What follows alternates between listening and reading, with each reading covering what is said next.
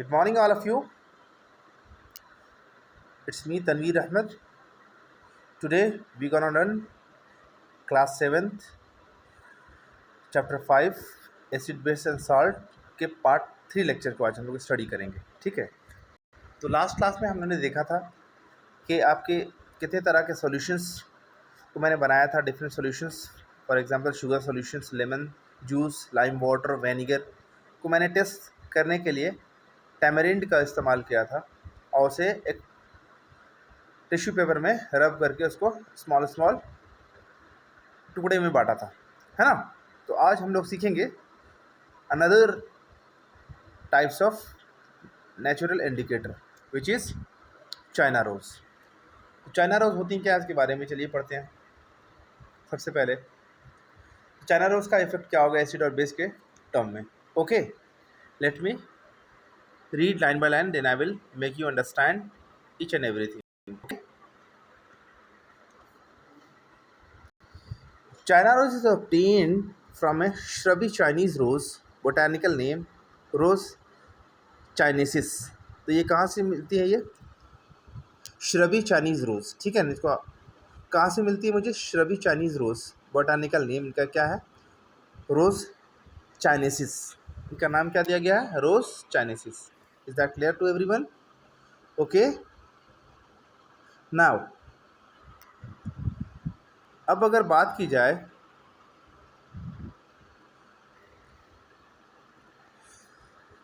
इनका effect acid और base में क्या होगा, this also act as a natural indicator. ठीक है, तो we will perform activity in your laboratory. ठीक है, तो यहाँ पे आप फिलहाल अभी इस थ्योरीज़ को अच्छे से समझो, उसके बाद हम लोग करेंगे, जब स्कूल ओपन होगी तो हम लोग इनके एक्सपेरिमेंट भी अपने लेबोरेटरी में करेंगे। China rose indicator is prepared by the keeping the Chinese rose petals in warm water for some time. तो हम लोग करेंगे क्या, सबसे पहले मेरा काम क्या होगा कि मैं चाइना रोज़ को क्या करूँगा कि उसके जितने भी पिटल्स हैं उनको मैं वाटर में डिप करूँगा, फिर उसे हीट करके दिखूँगा। तो वो क्या करती हैं, after some time solution become pink. और सॉल्यूशन क्या होती हैं, वो पिंक हो जाएंगी। It is ready to act as a indicator. और वो जो पिंक सॉल्यूशन जो बनती हैं वो एज ए नेचुरल इंडिकेटर की जैसा बिहेव करने के लिए रेडी रहती हैं, ठीक है ना। इट बिकम डार्क, अब यहाँ से बात करूँ मैं, देख सकते हो, it become dark pink magenta when added to acid medium. जब उसे एसिड मीडियम में डालेंगे तो वो किस कलर में कन्वर्ट होती हैं, डार्क पिंक में कन्वर्ट होती हैं, ठीक है ना। उसके बाद देखा जाए when added to the acidic medium and a green when added to the basic medium. अगर जैसे ही बेसिक मीडियम में से ऐड करता हूँ तो वहाँ पे क्या देखता हूँ, वहाँ पे आपको क्या मिलेगा, वो ग्रीन में कन्वर्ट हो जाती हैं। यहाँ देख सकते हो, जैसा कि यहाँ आप आराम से इसको समझ सकते हो। Green when added to the basic solution, basic medium in the adding of the litmus, turmeric, the Chinese rose, China rose, phenolphthalein indicator and the methyl orange are also used widely as a indicator. तो मैंने पिछले part में क्या पढ़ा था, वहाँ पे मैंने बहुत सारे इंडिकेटर्स के बारे में पढ़ा था। टैमरिंड भी एक नेचुरल इंडिकेटर है, उनसे पहले मैंने लिटमस के बारे में पढ़ा, जो लाइकेन से कलेक्ट की जाती है।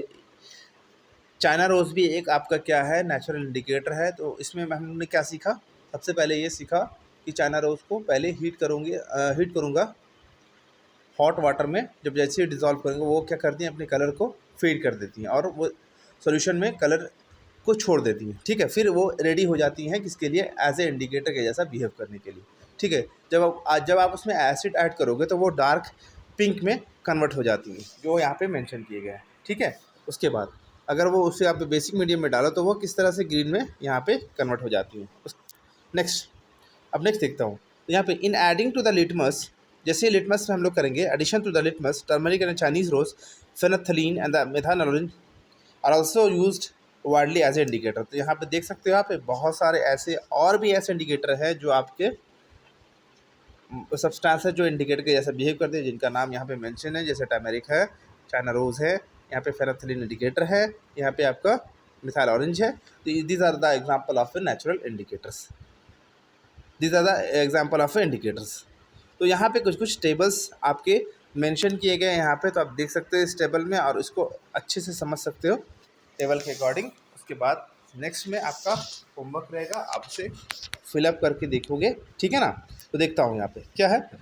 ब्लू लिटमस पे जैसे मैंने क्या किया कि एक इंडिकेटर लिया ब्लू लिटमस, ठीक है। उसके बाद उसमें क्या लिखा गया, कलर इन एसिडिक मीडियम। जब ब्लू लिटमस को अगर एसिडिक मीडियम में दिखा जाएगा, ठीक है, डिप की जाएगी तो वो किस में, रेड में कन्वर्ट हो जाएंगी। There is no any change in colour in a basic medium. तो बेसिक मीडियम में जैसे देखोगे तो ब्लू लिटमस का कोई इफेक्ट नहीं होता है, ठीक है। सेकंड ऑप्शन में देखोगे red litmus.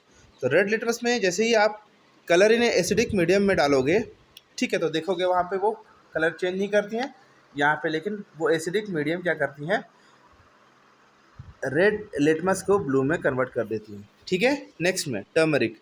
Turmeric already have a yellow colour, ठीक है ना। जब आप उसे रेड एसिडिक मीडियम में डालोगे तो वो येलो ही रहेंगे, लेकिन हाँ जैसे ही आप बेसिक मीडियम में डालोगे वो रेडिश ब्राउन में कन्वर्ट हो जाती हैं।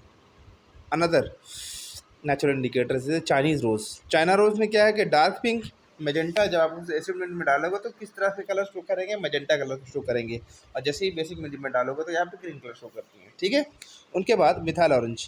मिथाइल ऑरेंज को आप एसिडिक मीडियम में जैसे ही डालोगे तो कैसा, there no any colour, orange colour ही रहेंगी वहाँ पे, ठीक है। और जैसे ही आप बेसिक मीडियम में डालो तो वो येलो में कन्वर्ट हो जाती हैं। Another example of A indicator that is called phenolphthalein effect on phenolphthalein indicator. जब आप इसे एसिडिक मीडियम में डालोगे तो वो कलरलेस होंगी, जैसे ही बेसिक मीडियम में डालोगे वो पिंक में कन्वर्ट हो जाती है। These are the example of indicator and the effect on which the acidic medium and basic medium shows. You have learnt right here, okay. Move to the next topic। यहाँ activities एक दी गई हैं, आप ध्यान से पढ़ोगे। इस एक्टिविटीज़ में क्या समझाया गया है, पहले बताया गया laboratory acid and basic are the corrosive in nature. जो मैंने बताया था कि शुरू में आपको बताया था कि एसिड दो तरह के होते हैं। सबसे पहला एसिड कौन होती है, एक होती है ऑर्गेनिक एसिड जो आपके प्लांट से पाए जाते हैं। तो प्लांट से बहुत सारी चीज़ मिलती है, लेमन मिलती है, ठीक है, एप्पल मिलती है। तो इसमें क्या है, जो वीक एसिड होती हैं, इसमें लेमन में क्या होती है, सिट्रिक एसिड होती हैं। ऑरेंज में भी कुछ कुछ एसिड काफ़ी वीक एसिड होती हैं। तो these are the organic acid which is collected from the plant. And if you talk about the laboratory acids, so we can say that this is called a mineral acid. Mineral acid includes H2SO4, जो मैं लिख रहा हूँ उसको mention कर लोगे, आप copy में नोट कर लोगे। Mineral acids are first H2SO4 होंगे, ठीक है। Sulphuric acid HCl that is called hydrochloric acid and HNO3 nitric acid. इन्हें क्या कहेंगे, nitric NITRIC acid, nitric acid कहलाएंगे ये, ठीक है। यहाँ से आप समझ सकते हो नाइट्रिक एसिड ये हो गई, ये हाइड्रोक्लोरिक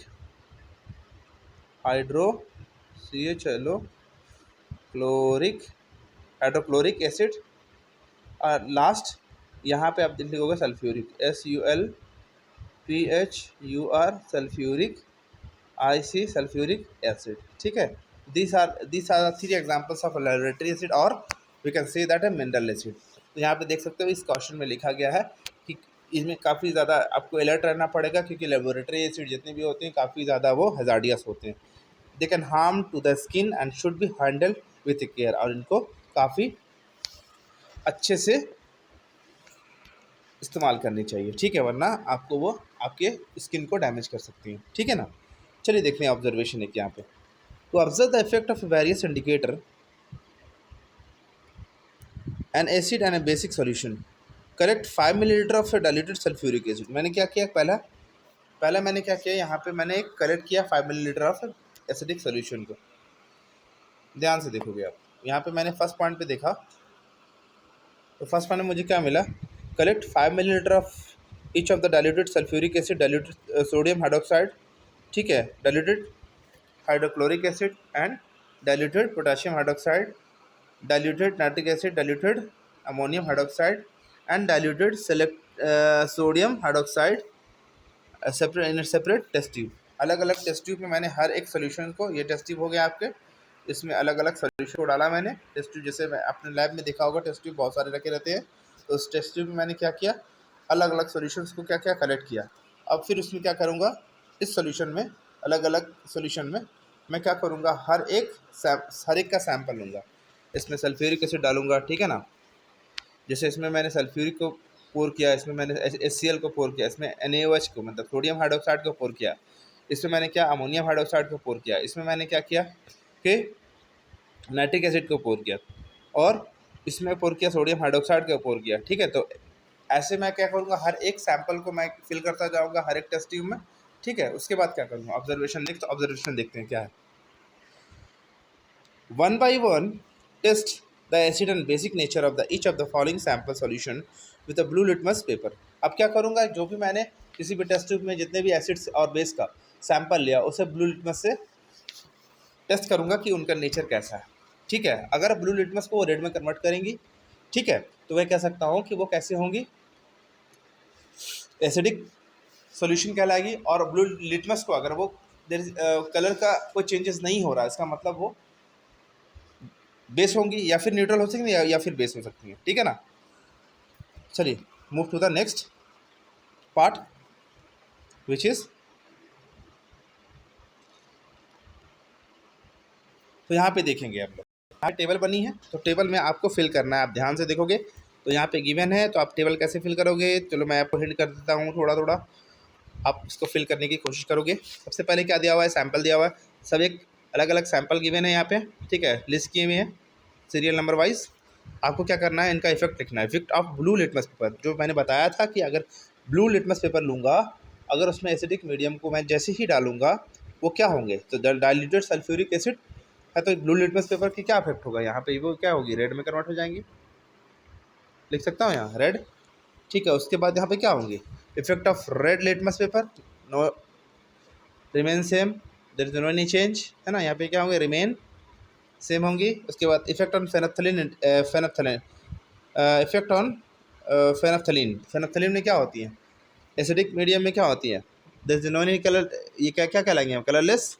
यहाँ पे क्या होंगी, इफेक्ट ऑन मिथाइल ऑरेंज। तो मिथाइल ऑरेंज में मैंने पिछले बार में क्या बताया था आपको, जैसे ही आपको एसिडिक मीडियम में आप उसको पुट करोगे तो आपको क्या मिलेगा, ध्यान से देखना। मिथाइल ऑरेंज में यहाँ पे मेंशन की गई है, तो एसिडिक मीडियम में ऑरेंज रहेंगे, बेसिक मीडियम में येलो हो जाएगी, ठीक है ना। तो यहाँ से आप पिछले टॉपिक से आप देख सकते हो वहाँ पे मिथाइल ऑरेंज का इफेक्ट। उसके बाद देखोगे इफेक्ट ऑन चाइना रोज। तो चाइना रोज में मैंने दो चीज़ कंडीशन बताया था, अगर एसिडिक मीडियम में चाइना रोज को पुट करोगे, एसिडिक मीडियम को अगर चाइना रोज के सॉल्यूशन में मिक्स करोगे तो वो कैसे हो जाएंगे, वो कन्वर्ट हो जाएंगे आपका डार्क पिंक में कन्वर्ट हो जाएंगी, ठीक है ना। ये तो यहाँ पे आप फिल कर सकते हो डार्क पिंक, ठीक है ना, डार्क पिंक करोगे।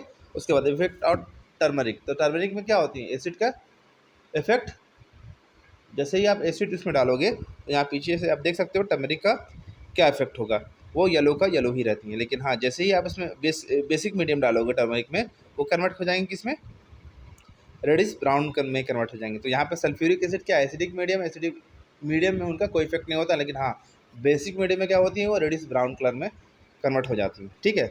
तो आप यहाँ पे बहुत सारे लिस्टेड है, सल्फ्यूरिक एसिड, हाइड्रोक्लोरिक एसिड, मैं सबके मीडियम्स को बता देता हूँ वो कैसे कैसे होंगे। यहाँ पे आपको sulphuric acid, hydrochloric acid acidic medium है, ए बी एसिड है, पोटाशियम हाइड्रोक्साइड ये बेस है, ठीक है, डाइल्यूटेड नाइट्रिक एसिड ये एसिड है, ये आपका भी बेस है, और ये भी आपका बेस है। तो आपको इसमें इस टेबल को फिल करनी है, ठीक है ना। तो आज के लिए इतना ही। Whatever the topic left, we will discuss in the next part. Thank you and have a marvelous day.